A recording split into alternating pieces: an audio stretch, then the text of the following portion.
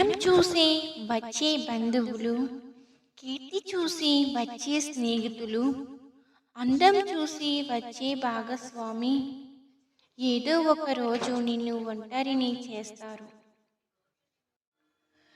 డబ్బు నుంచి వచ్చే ప్రేమ దీపం లాంటిది.